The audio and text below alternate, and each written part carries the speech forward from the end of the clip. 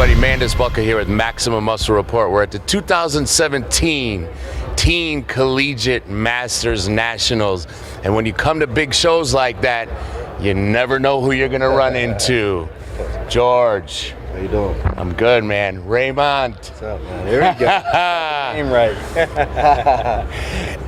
Now, guys, you're 8 weeks out from now? 8 weeks. About 8 weeks yeah. out from the O. You've been on a hot streak this year.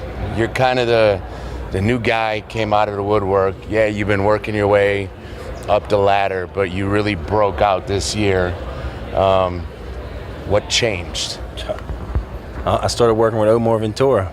I mean, I tell everyone, like I thought I knew what hard work was, and so I got with him.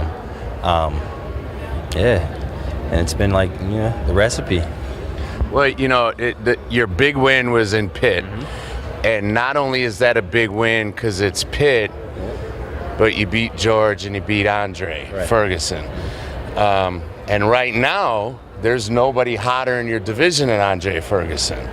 You then turned around, went to New York, and Andre beat you, but then you beat one of the other top guys in the division in Brandon Hendrickson, and you ended up in a 2-hole. You're on fire.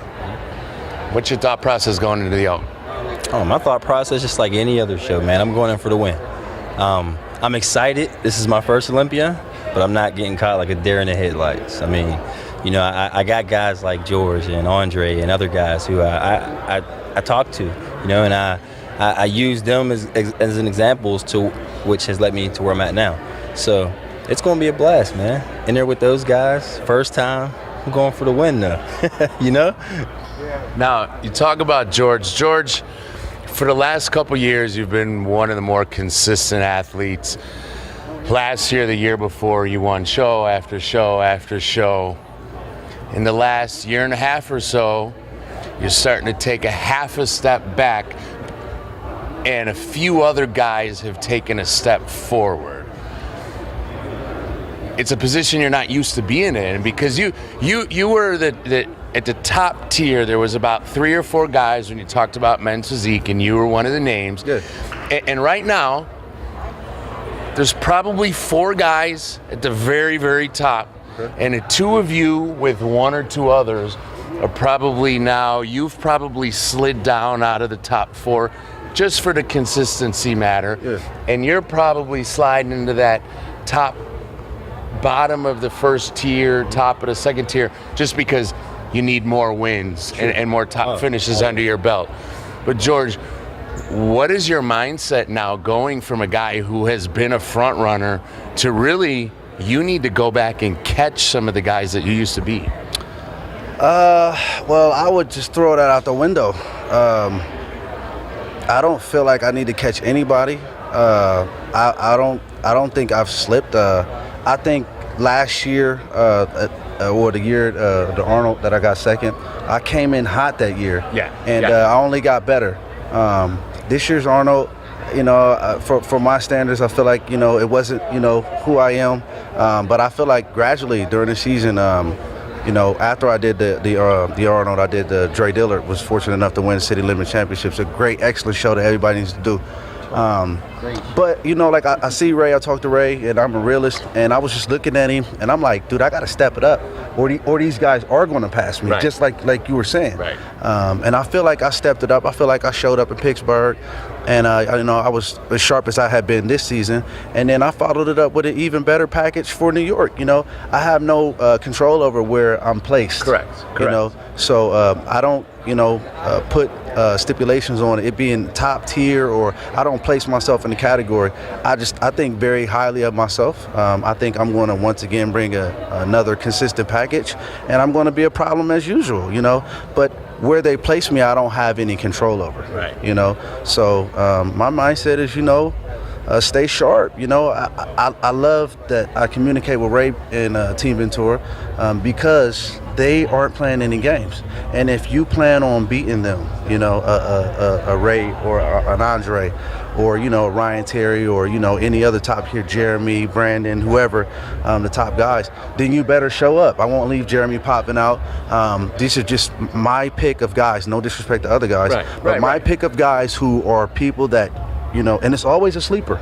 Always. Well, but that's why I bring up the tier. It's not to really say this is the best guy, but it's like in any sport, you've got several teams that are maybe the most dangerous, and when they're at their best, those are probably if Ryan Terry comes in at his best, he's the favorite for a show. If Jeremy Buendia, the champ, comes in at his best, he's the favorite for the show.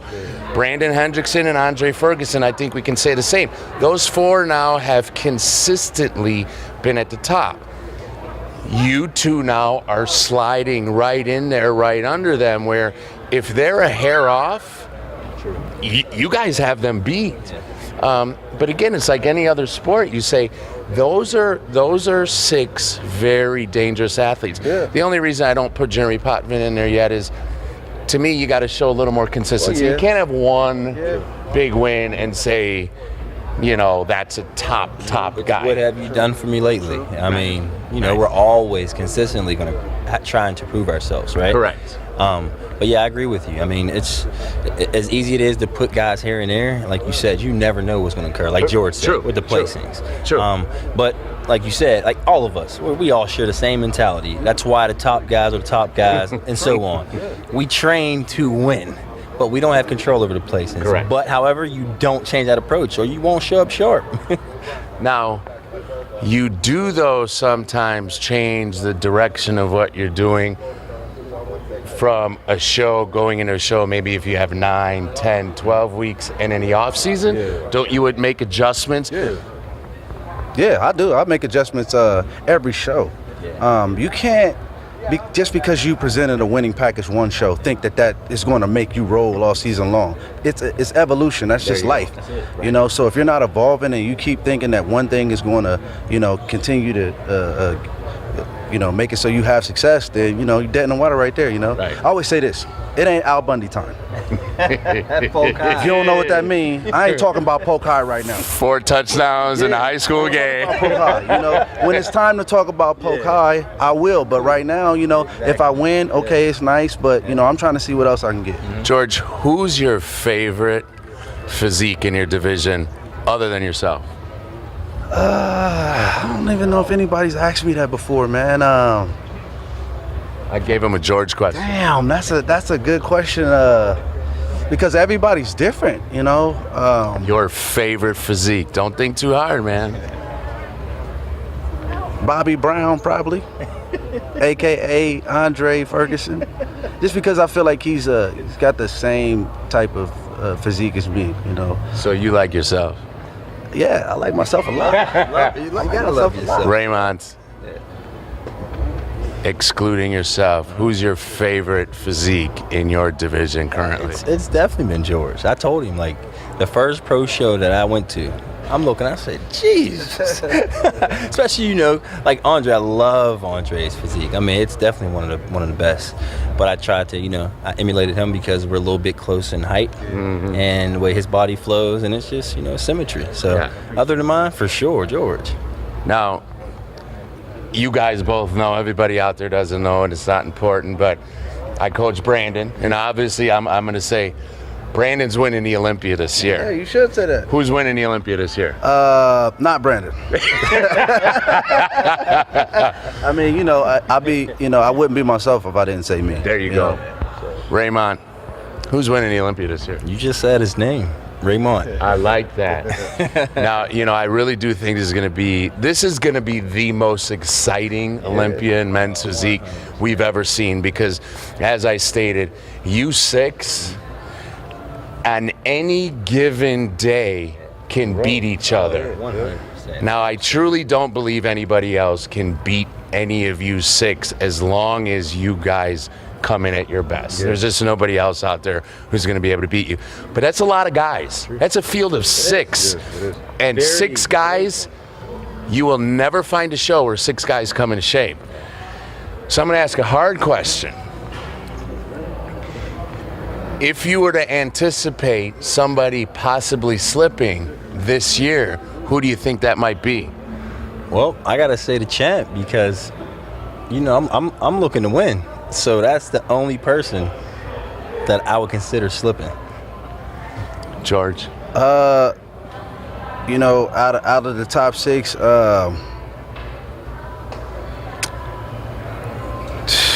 I mean, you know, I might have to agree with him. You know, I don't think he's going to slip. I don't think Dre will slip. You know, maybe Ryan Terry. He's been moving around a lot. You know, he said he had an injury, so it may be him. But to be honest, man, I don't get involved in that because I'm not worried about anybody else but me. I got to make sure I'm not slipping. You know, and if somebody else is slipping, that's they ass.